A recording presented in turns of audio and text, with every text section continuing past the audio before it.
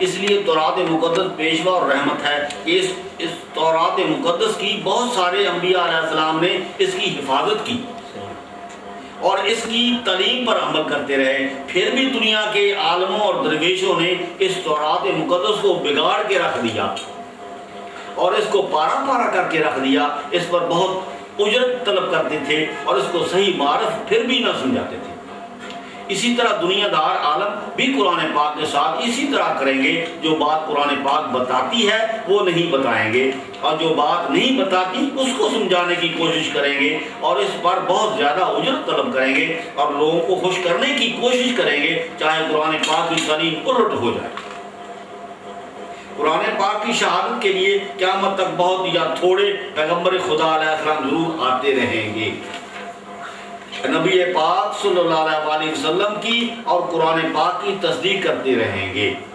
جو کوئی بھی ان گروہوں میں سے اس پر ایمان نہ لائے اور اس پر کفر کرے، اس کی وعدہ گاہ آگ ہوگی جس میں وہ ہمیش ہمیش رہیں گے۔ کیا اس جیسا کوئی ہو سکتا ہے جو اللہ تعالیٰ کی دلیل پر قائم ہو اور اس کے پیچھے پیچھے ایک گواہ آ رہا ہو جو اسی میں سے ہو، جو اس رسول پاک صلی اللہ علیہ وسلم سے ہو،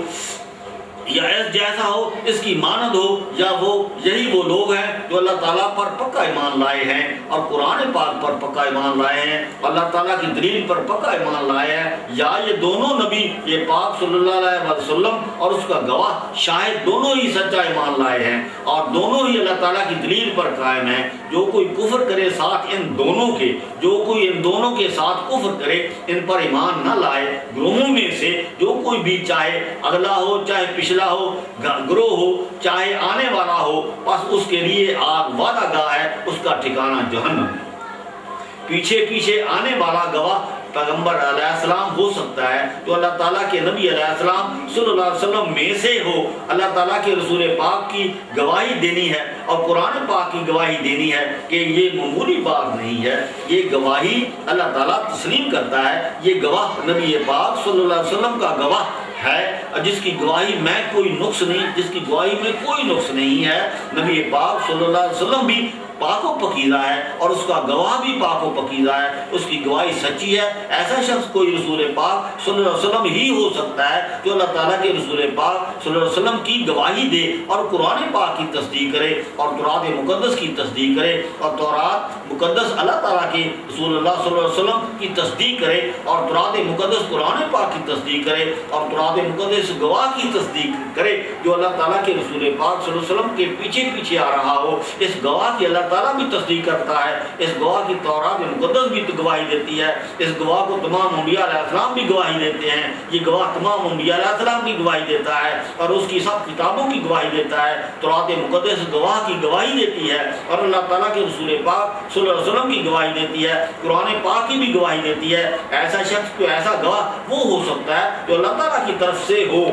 وہ ہدایت یافتہ ہو، اس کی گواہی سچی ہے، جس کی گواہی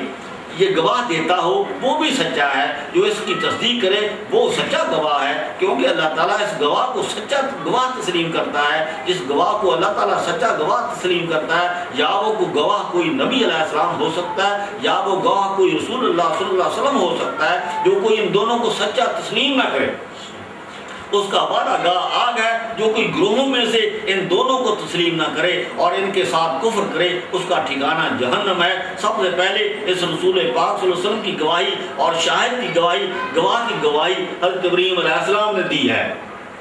پھر حضرت اسماعیل علیہ السلام نے دی ہے، پھر حضرت موسیٰ علیہ السلام نے دی ہے، پھر تورات مقدس نے دی ہے، پھر حضرت عیسیٰ علیہ السلام نے دی ہے، پھر قرآن پاک نے دی ہے، پھر اللہ تعالیٰ نے گواہی دی ہے کہ یہ دونوں ہی سچے ہیں، یہ شاہد اور مشہود دونوں ہی سچے ہیں۔ جو کوئی گروہوں میں سے ان کے ساتھ کفر کرے اس کا ٹھکانہ جہنم ہے۔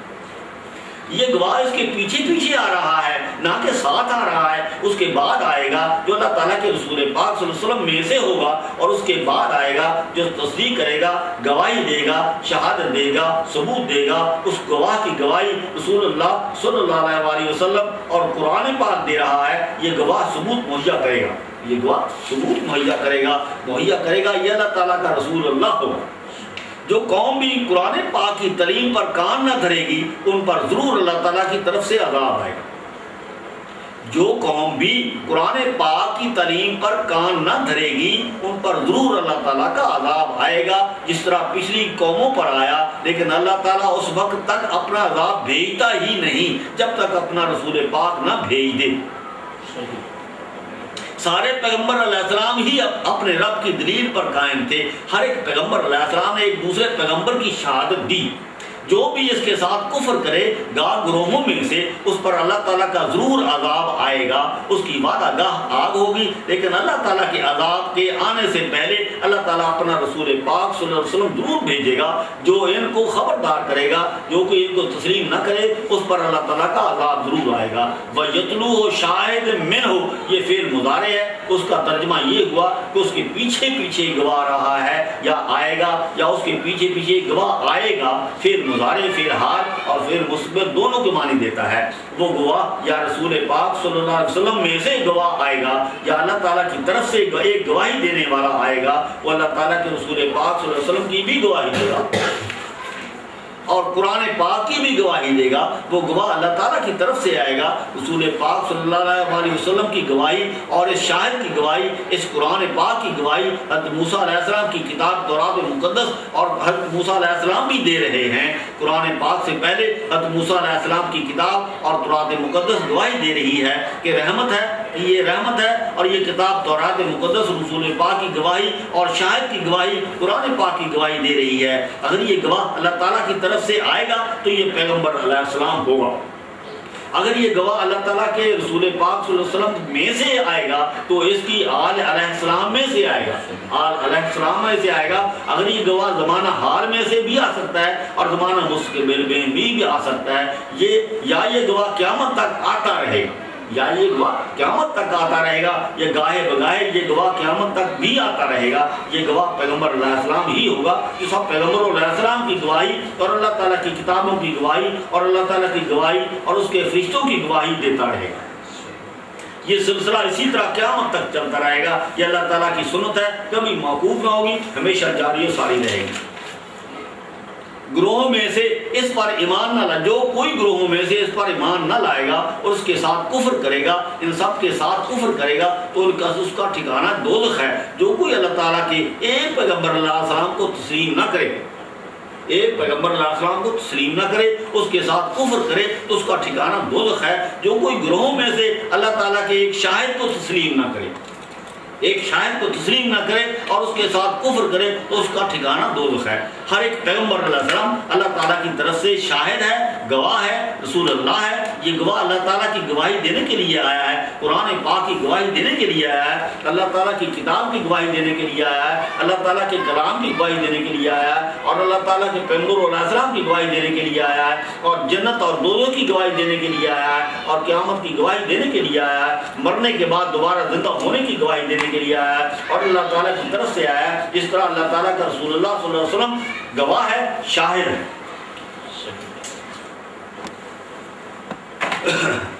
سورت ہود دی 56 نمبر، سورت ہود دی 56 نمبر آیات۔ فَإِن تَوَلُّوا فَقَدْ أَبْلَغْتُكُم مَّا أُرْسِلْتُ بِهِ إِلَيْكُمْ وَيَسْتَخْلِفُ رَبِّي قَوْمًا غَيْرَكُمْ وَلَا تَضُرُّونَهُ شَيْئًا۔ ترجمہ: پس اگر پھر جاؤ تم، پس تحقیق پہنچا دی ہے میں نے تم کو وہ چیز کہ بھیجا گیا ہوں میں ساتھ اس کے طرف تمہاری، پھر تم نے اس پر یقین نہ لایا اور اس کی آیات کو جھٹلایا، اور جانشین کر ڈالے گا رب میرا کسی اور قوم کو سوائے تمہارے، اور نہ ضرر کرو گے تم اس کو کچھ، تحقیق پروردگار میرا اوپر ہر ایک چیز کے نگہبان ہے۔ تشریح دی ہے، یہ ہود پیغمبر علیہ السلام ہیں جو یہ فرما رہے ہیں۔ جب بھی کسی قوم نے اپنے پیغمبر علیہ السلام کی نافرمانی کی، اللہ تعالیٰ نے اس قوم کو عذاب دیا، اس کی جگہ پر ان کے سوائے اللہ تعالیٰ اور قوم کو لایا۔ اس قوم نے پہلی قوم پر لعنت کی، اس قوم میں بھی اللہ تعالیٰ کا ایک پیغمبر علیہ السلام لایا، دوسری قوم